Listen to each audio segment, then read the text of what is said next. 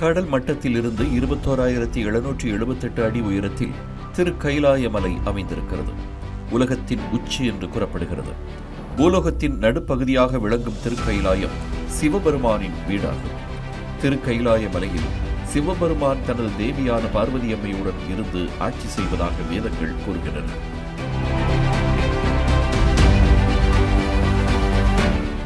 திருக்கைலாய மலையின் தெற்கு அடிவாரத்தில் மானசரோவர் ஏரி அமைந்திருக்கிறது. மானசரோவர் ஏரி முதலில் பிரம்மனின் மனதில் காட்சியானதாகவும் அதன் பிறகு அது பூமியில் உருவானது என்றும் வேதம் சொல்கிறது. மானசரோவர் ஏரி 51 சக்தி பீடங்களில் ஒன்றாகும். கோடை காலத்தில் பனி உருகும் போது திருக்கைலாயத்தில் சிவபெருமானின் உடுக்கையின் ஒலி கேட்கிறது. அமெரிக்க விண்வெளி நிறுவனமான நாசா எடுத்த திருக்கைலாய மலையின் செயற்கைக்கோள் புகைப்படங்கள் சிரித்த நிலையில் சிவபெருமானின் திருவடிவத்தை காட்டுகிறது. இம்மலையை அடைந்த 12 மணி நேரத்திற்குள் அசாதாரண முடி மற்றும் நகம் வளர்ச்சி அடைவதாக சிலர் கூறியுள்ளனர்.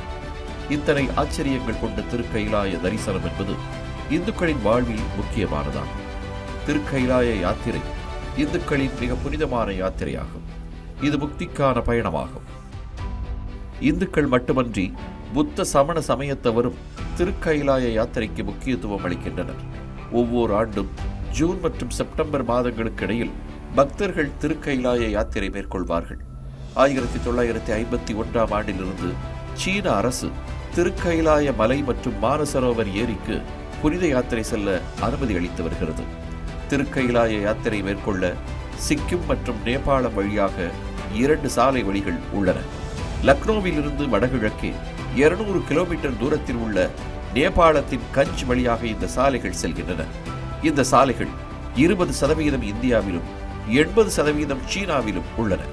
இதனால் இந்த சாலைகளின் வழியான திருக்கைலாய யாத்திரை மிகவும் சிரமம் வாய்ந்ததாக அமைந்திருக்கிறது. திருக்கைலாய யாத்திரையை எளிதாக்கும் வகையில் கட்டியாபாகர் லிப்புலேக் சாலை தொடங்கப்பட்டது. மத்திய அரசால் கட்டி முடிக்கப்பட்ட சாலை 84% இந்தியாவிலும் வெறும் 16% தூரம் மட்டுமே சீன நிலப்பரப்பிலும் உள்ளன. இந்த சாலை கட்டியாபாகரில் தொடங்கி கைலாஷ் மானசரோவர் நுழைவாயிலான லிப்புலேக் பாஸில் முடிகிறது. திருக்கைலாய யாத்திரைக்கான இந்த புதிய வழி பிரதமர் மோடி தலைமையிலான மத்திய அரசின் ஒரு வரலாற்று சாதனையாகும்.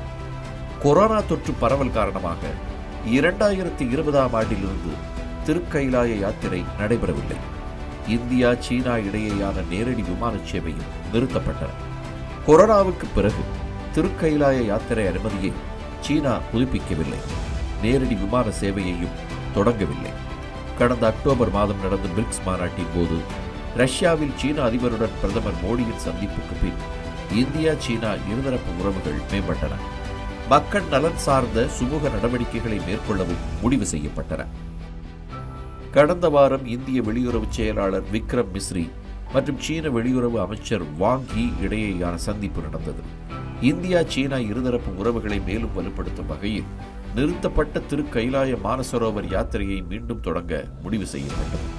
கூடுதலாக இரு நாடுகளுக்கும் இடையே நேரடி விமான சேவையும் மீண்டும் தொடங்க ஒப்புக்கொள்ளப்பட்டிருக்கிறது. இந்தியா சீனா ராஜதந்திர உறவுகளின் 75வது ஆண்டு நிறைவை கொண்டாடும் நேரத்தில் இரு நாடுகளுக்கும் இடையில் பரஸ்பர நம்பிக்கையை வளர்ப்பதற்கு இது முதல் அடையாளம் என்று கூறப்படுகிறது.